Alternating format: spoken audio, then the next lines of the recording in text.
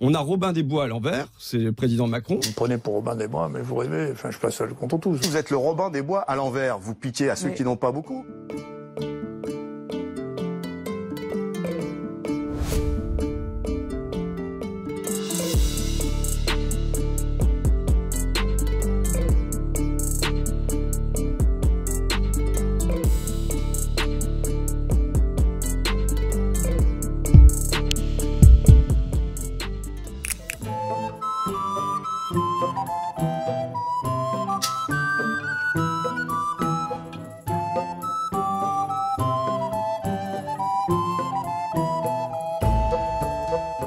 Sous la forme de William Rob Hood. Ça montre qu'à cette époque déjà, Rob Hood serait une espèce de surnom qu'on donnerait ou un synonyme de voleur.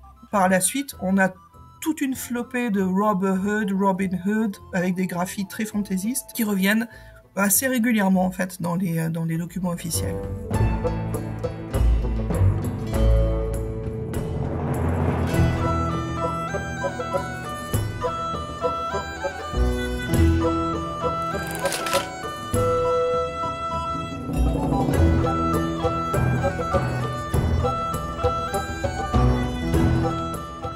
Le personnage a cristallisé finalement des demandes, des soucis, on va dire, de ces paysans. Il a servi d'exitoire finalement pour la population qui était contrainte par différentes lois. Des lois royales qui disaient que toutes les forêts d'Angleterre, une grande partie des forêts d'Angleterre, appartenaient au roi.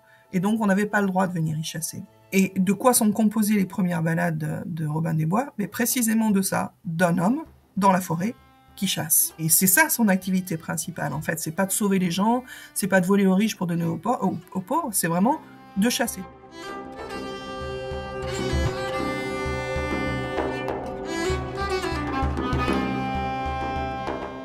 C'est l'humeur de la contestation, de la guérilla, on va en ville, on se frotte, on va dire, aux officiels, on se moque d'eux, on se promène sous leur nez, on revient dans la forêt.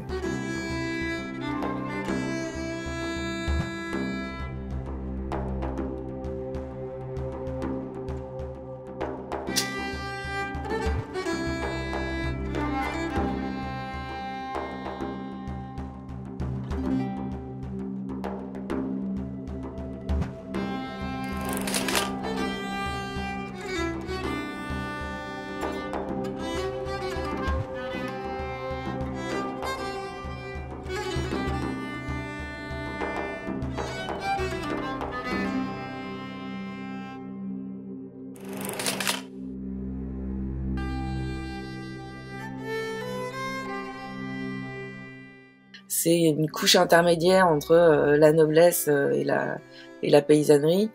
Ça peut être à la fois un paysan riche, ça peut être un archer militaire, ça peut être un artisan, c'est aussi les yeomen de la forêt, donc c'est ceux qui gardent la forêt royale.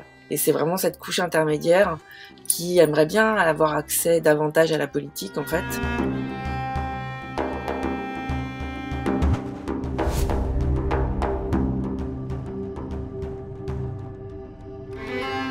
Mais c'est une figure du désordre, donc il faut contrôler.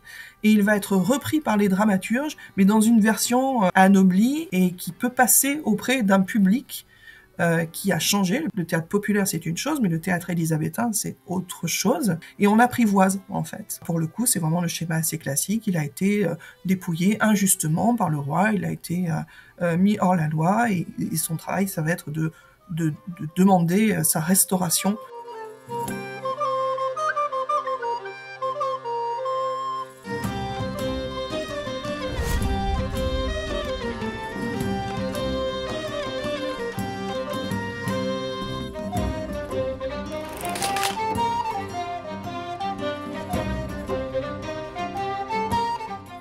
Walter Scott, au 19e, va lancer tout ce mythe du Robin des Bois saxon qui est piétiné par les Normands et qui se bat donc pour récupérer la véritable terre d'Angleterre, vraiment à l'époque du développement du nationalisme. C'est ce personnage-là, tel qu'il est devenu au 19e siècle, qui apparaît dans le cinéma, notamment de la première moitié du 20e siècle.